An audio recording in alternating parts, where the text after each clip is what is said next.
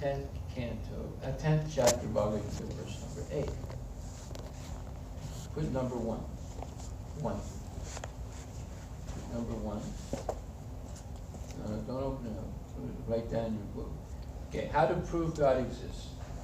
Write that down. How to prove God exists. And put number 1. Or say topic. Huh? The topic. How to prove God exists. Yeah, I think looking at the Okay, but you have to write it. How to prove God exists. Okay?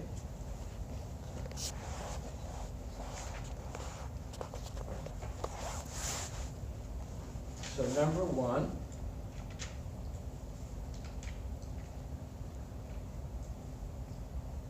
right? Bhagavad Gita, chapter 10, verse number 8. Need a notebook and a pen. Do you have one?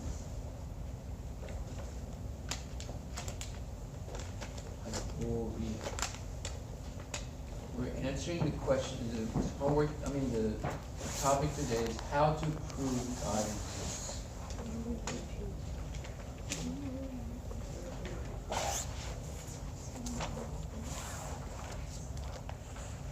10.8, right? 10 for Bhagavad Gita 10.8. Now look that up in your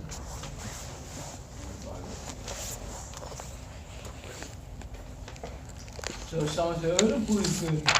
Okay, well, I can prove this right. So you start with 10.8.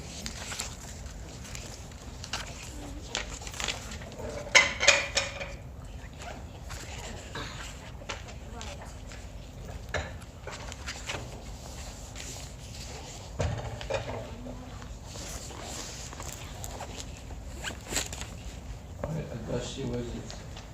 I am the source of all spiritual and material worlds.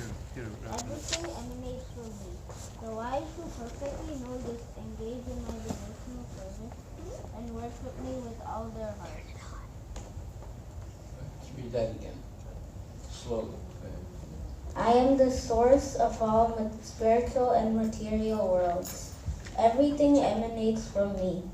The wise who perfectly know this engage in my devotional service and worship me with all their hearts. Okay, so point number 1, make this note, point number 1. Write down definition of God. You always have to begin with a definition. How do you define who God is? Definition of God. DEFINITION.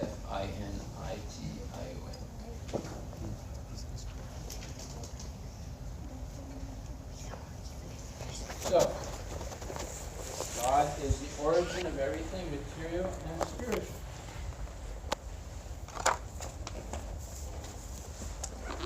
Okay? That's the definition of God. The origin of everything material and spiritual. Get that again? Number, God is the origin of everything material and spiritual.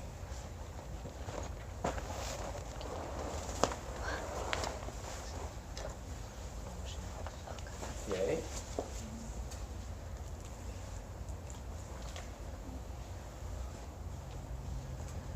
Point number 2.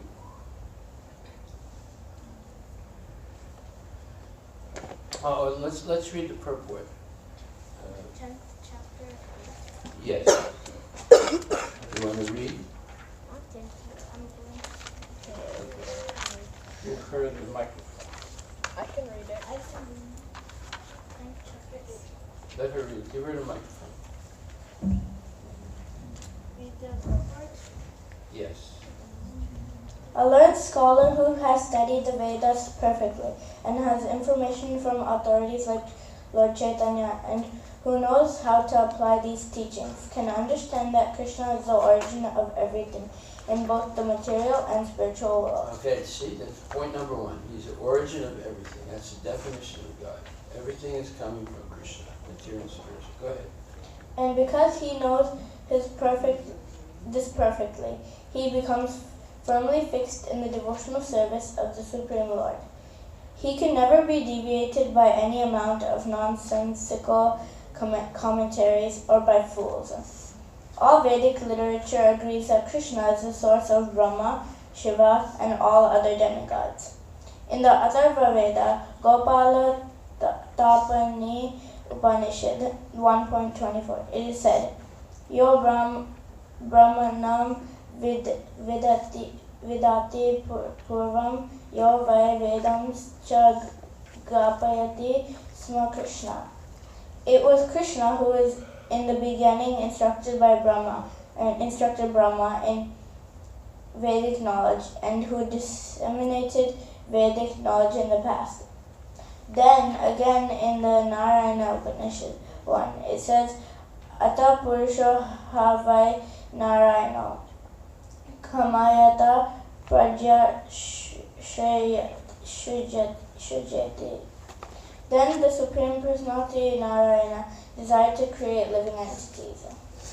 The Upanishad continues, Narayana Brahma Jayate, Narayana Prajapati, Prajayate, Narayana Indra.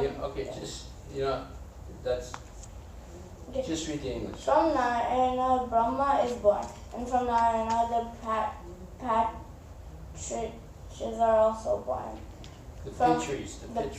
Pitris are born. From Narayana, Indra is born, and from Narayana, the 8 Vasus are born. From Narayana, the 11 Rudras are born, and from Narayana, the 12 Adityas are born. This Narayana is an expansion of Krishna. So that means that everything is coming from Krishna. He's just giving you different examples. All right, so that's point 1. All right, point 2. Point 2. Let's look at the second chapter.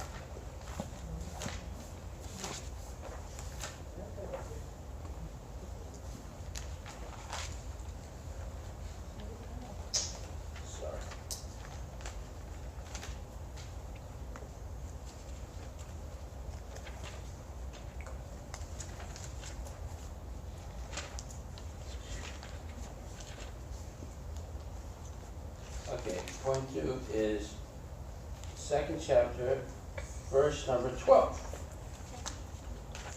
In the purport. Second chapter, verse number 12. In the purport. Okay, Pranay, you have your notebook? What does that say? Second chapter, verse number 12, in the purport, there's a verse. Nityo nityanam chetanas chetananam. Eko bahunam yo vidadati kamam tam atmastam ye dupasyati iras tesam santi sasvati nitarasam. Kato Parashat 2:13. So what does this verse say? Who wants to read it? Okay, Krishna, go ahead. So the rest of the purport. No, just read the translation of the verse. Oh, wait a minute. It doesn't give the translation. Yeah. Okay. What do you mean? All right.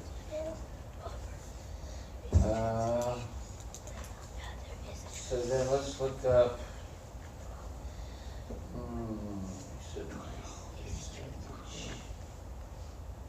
Sorry.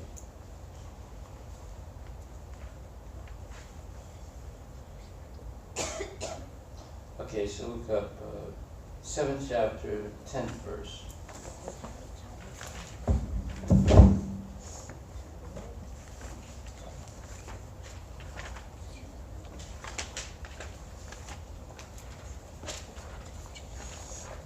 You see the same verse there. Now read what it says.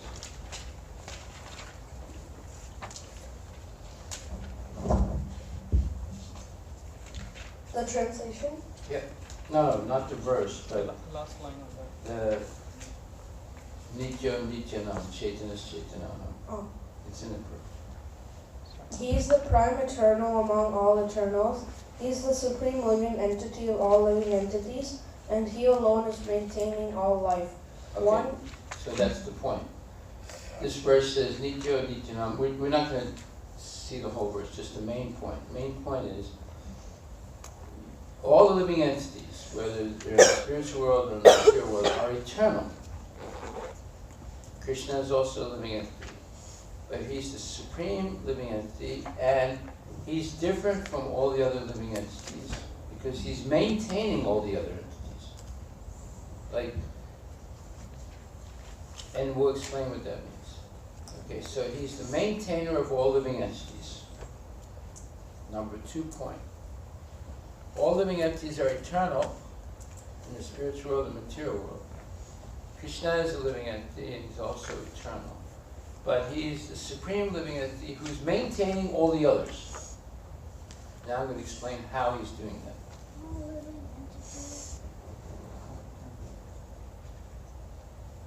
Alright, so now this is the second point. First point was he's the origin of everything material and spiritual.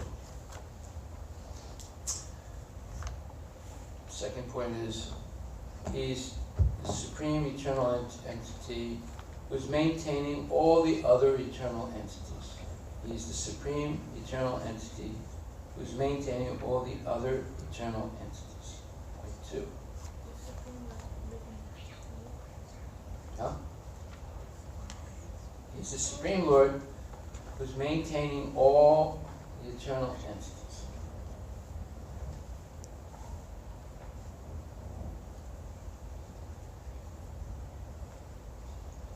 So the translation, the full translation of this verse from the Katha Upanishad is, the Supreme Lord is the prime eternal among all eternal living entities. The living entities are cognizant, meaning they're conscious and they have knowledge. But the Supreme Lord is cognizant of all living entities and everything in existence. So there's a second difference between Krishna and who's a living entity and all the living entities. You and me, we only know our body. We don't really know everything about it. But we're conscious that we have a body. So when you have an upset stomach, you have a cold, you have an earache, you have infection in the eye, you have a cut finger, you're conscious of your body, right? When somebody else has an earache, can you feel it? No. You're not conscious of other people's bodies. But Krishna is not only conscious of his own body, he's conscious of all bodies. How does he do that? Because he is the maintainer of all entities and he's the supreme living entity. No, because he's Paramatma, present in the heart of every living entity. So he knows what's going on in everybody's body. You only know what's going on in your body. Okay? So he is not, he's cognizant. Let's spell this word out. C-O-G-N-I-Z-A-N-T.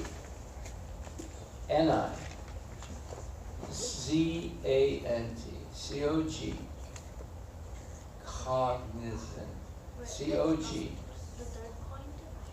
N-I, wait a minute. C-O-G-N-I-Z-A-N-T.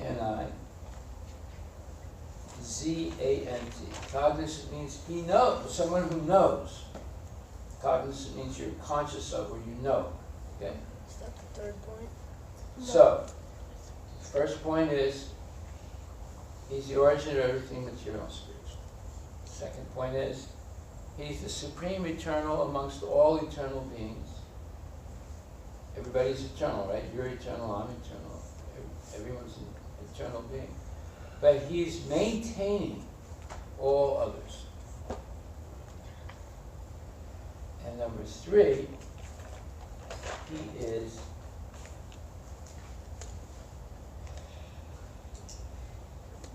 he knows what's happening in everybody else's body. Where you only know what's happening in your body. You can't say you know what's happening. You don't know what's happening in Arusha's body right now, do you? I don't know. No. And Rosh, you know what's happening in Krishna's body? No. But Krishna knows what's happening in Krishna's body and in your body and all bodies. Because he's Paramatma. That's number 3. Number 4.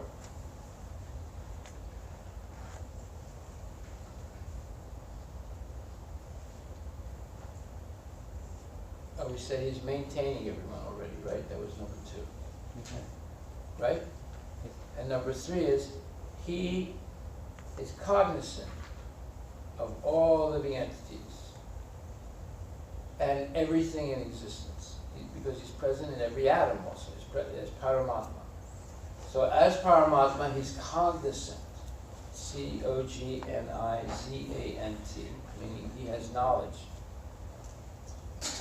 of all living entities and everything in existence.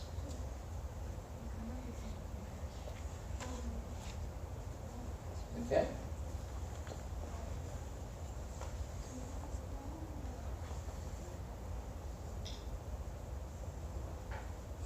Number 4. 4. Did you just do four? What, you read what the 4 points are. Okay, so the first one is Bhagavad Gita 10.8, definition of God. God is the source of everything material and spiritual. Yes. The second one is the 2.12 purport. He is the prime eternal among the eternals. He is the supreme living entity among all living entities.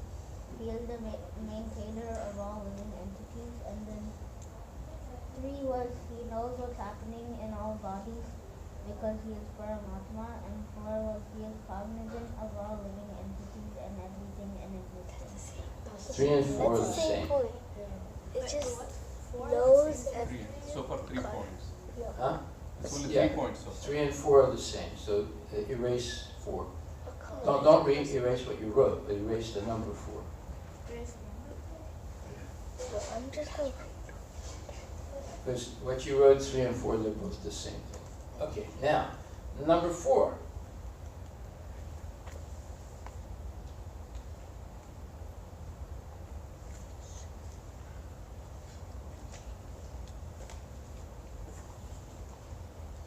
Number 4 is 7th chapter.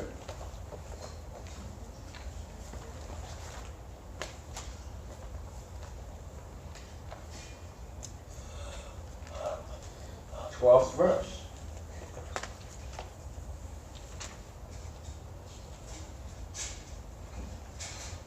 7th chapter, 12th verse. Who wants to read that verse? Okay. Who did the read so? Okay, go ahead. 7.12. 7.12. Translation. Yes. Know that all states of being, be they of goodness, passion, or ignorance, are manifested by my energy. I am in one sense everything, but I am independent. I am not under the mode of material nature, for they, on the contrary, are within me. So this verse says basically that Krishna is not controlled by any of the modes of material nature. Are you controlled by some mode of material nature, Krishna? Yes, definitely. Which one? Ignorance. Well, I'm there also, so, yeah, all of us are controlled by one or a combination of modes of material nature. Sometimes we get angry, sometimes we do things that are, not intelligent. Sometimes we are an illusion, right? These are all symptoms of someone who's influenced by the modes of material nature. We forget easily, that's another symptom, being controlled by the modes. We forget. All right? But Krishna is never, although he's the creator of the modes, he's never under the influence of the modes. He's transcendental always. Number 4. Did you write that down? Writing. Okay. Krishna is not influenced by the modes of material nature. He's transcendental to them. But all living entities in the material world are influenced by the modes. So now we're trying to understand who is God. Right? How can you prove God exists? Well, we're explaining some specific qualities of Krishna that differentiate him from all other living entities.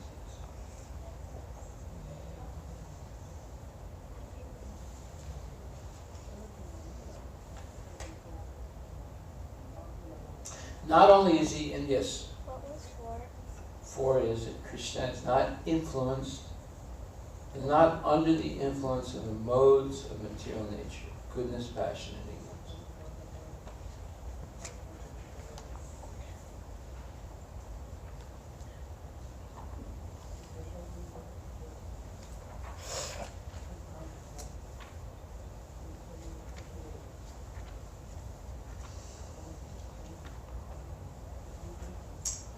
Okay.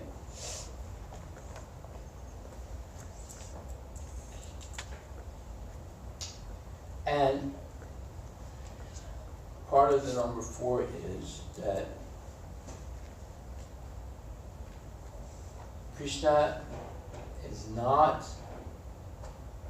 affected by work that he does. Not affected by work. And is not attached. Huh? That's part of 4. He is not Affected. A-F-F-E. It's A, not E-F-F. It's A-F-F-E-C-T. E-D. Not affected by any work that he does. And he is not attached to the fruits of action.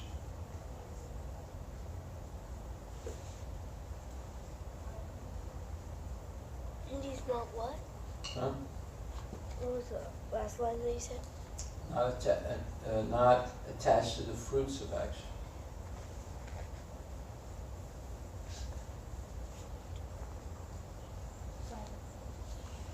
So in short, he doesn't get bound by time. Yes.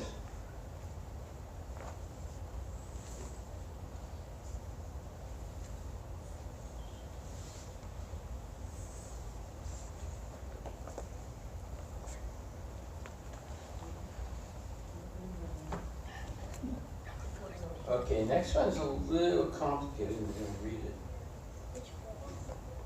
5th chapter, verse number. One second, let me just make sure.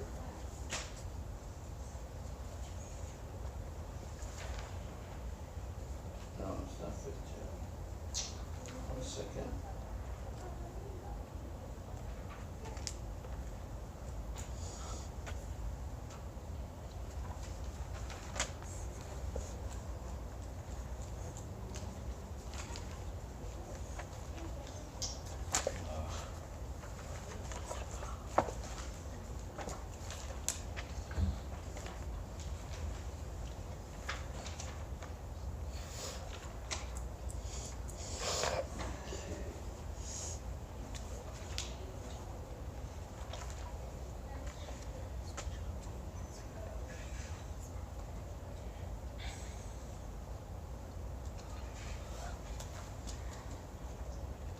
Okay, 4th chapter, verse number 14.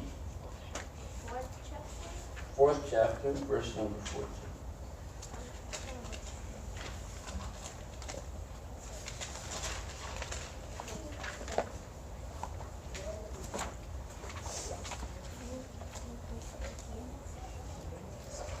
Is it 4.14? Huh? Is it 4.14? Yes. 4.14 says, who wants to read 4.14? Read. Go ahead, Ria. There is no work that affects me. nor do I aspire for the fruits of action.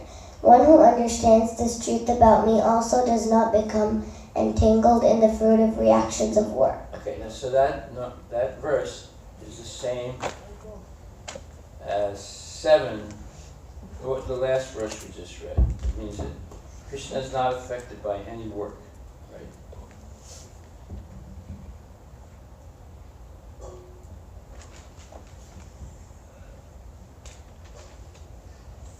What was the last verse we said?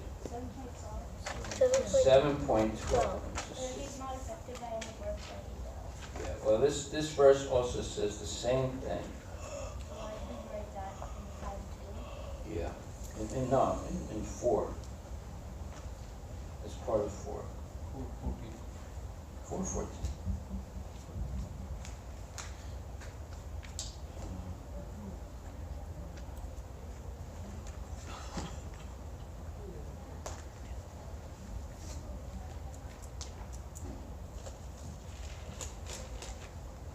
Oh, wait a minute.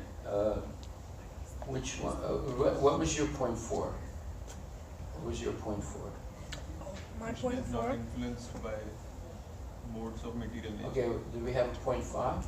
No, not yet. So for 4 points. Huh? So for 4 points. Yeah. Okay, so point 5 then is there's no work that affects Krishna. Did we say that? Yeah, we said that as Yeah, we point said 4. that in 4. In 4, okay. So, no, say that should be point 5, I'm sorry. Okay.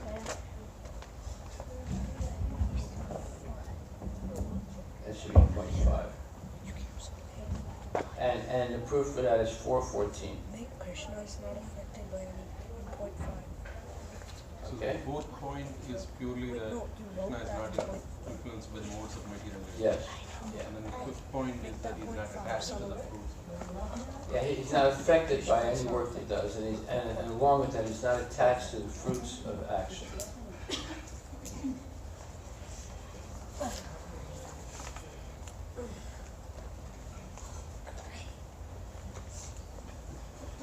So number 1 is 10:8. Number 2 is 2:12.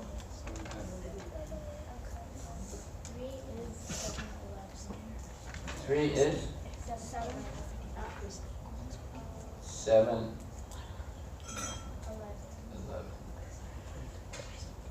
Yeah, 7:11 says, no, it's not 7:11, it's 7:12.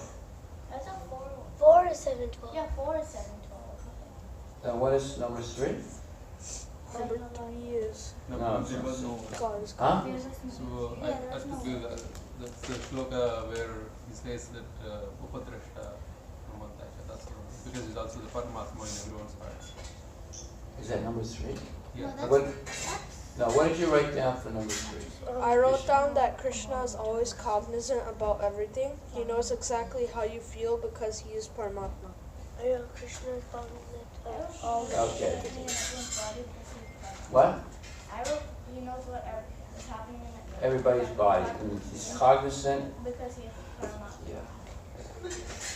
Okay, so that was part of Nityo Nityana. Yeah. But, as Prabhu said, it's also the Upadasatana Mantra Japa, Bharata Bhakta Maheshwara. That's 13th chapter, 22nd or 23rd verse. Yeah, 13:23. 13.23. Yes. That's what number 3 is? Yeah, and it says, yet in this body there is another, a transcendental enjoyer, who is the Lord, the Supreme Proprietor, who exists as the overseer and the permitter, and who is known as Super Soul. And he is, so he's Super Soul, and thus he's cognizant of all bodies and everything. Okay.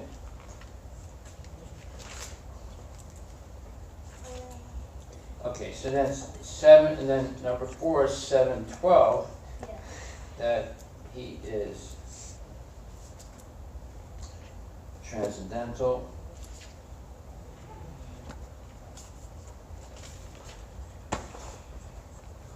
To all the modes of material nature. And therefore he is independent. He's completely independent.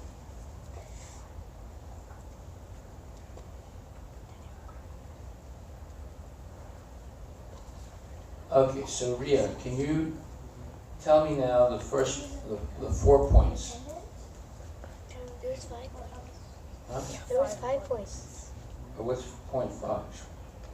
4.14. Oh yeah, 4.14. Yeah. You told us to add it. 4.14 says that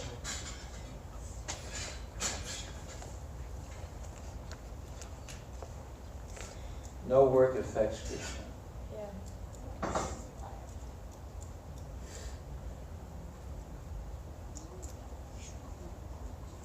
And that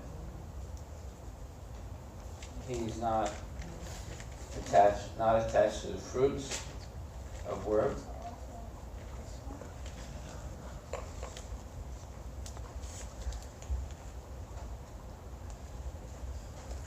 Nor is he ever entangled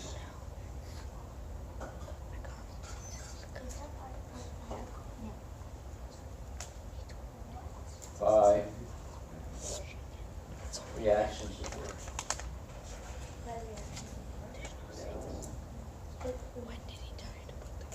Okay, so now we have 5 points. So who wants to summarize those 5 points? Who wants to summarize? Okay, Augusta, you summarize. So, Take the mic. Krishna, Mike.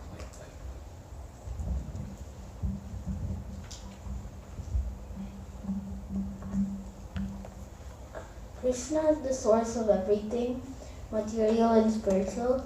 He is the prime eternal among eternals. He is the supreme. Okay, now say 1, 2, 3, 4. 1. Krishna is the source of everything material and spiritual. 2. Krishna is the prime eternal among eternals and the supreme living entity among all living entities. He is the maintainer Yeah, okay, go ahead. of all living entities. Okay. 3. He knows what's happening in all bodies because he is Paramatma, and he is cognizant of all living entities and everything in existence. Yes. And 4. Although he is the creator of the modes of material nature, he is not influenced by them. All other living entities are influenced by the 3 modes of material nature. 5. Krishna is not affected by the work he does, and he is not attached to the fruits of action. Good.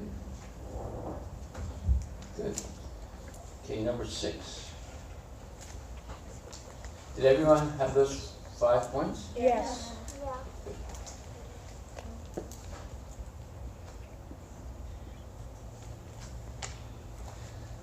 Number 6.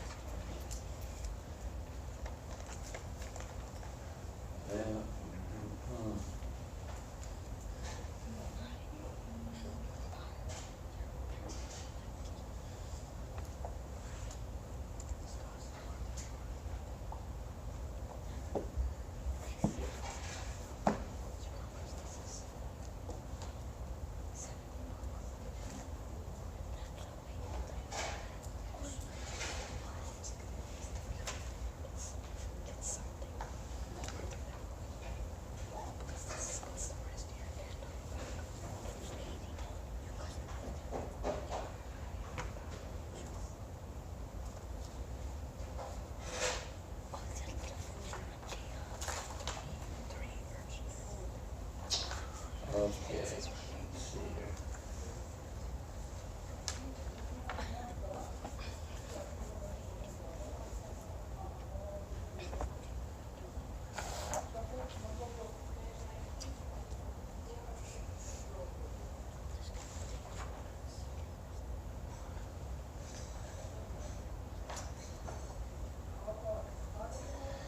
Okay.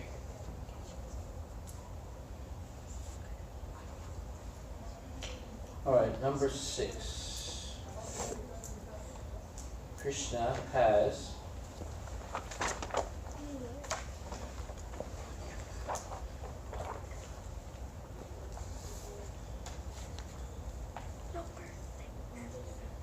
mutually, M-U-T-U-A-L-L-Y.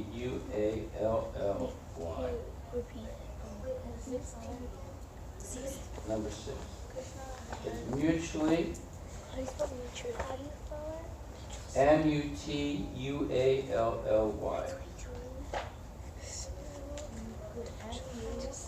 T-U-A-L-L-Y. Mutually contradictory. C-O-N-T-R-A. Contradictory. D-I-C-C-O-N-T-R-A-D-I-C-T-O-R-Y. Has mutually contradictory qualities. Yeah, has. Mutually contradictory qualities. That means that he is far away, but also very near. He has no material legs, but yet he can run faster than anyone. He has no material legs, but he can run faster than anyone. Yes. He is far away, but he is very near also. What's after mutually contradictory? Qualities. But he's far away, but he is Very near also at the same time.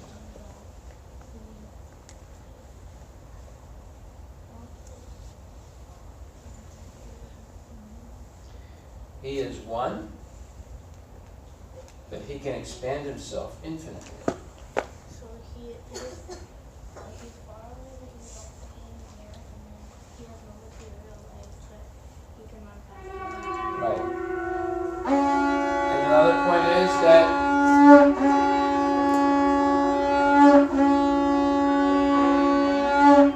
he is one, but he can expand himself infinitely to many.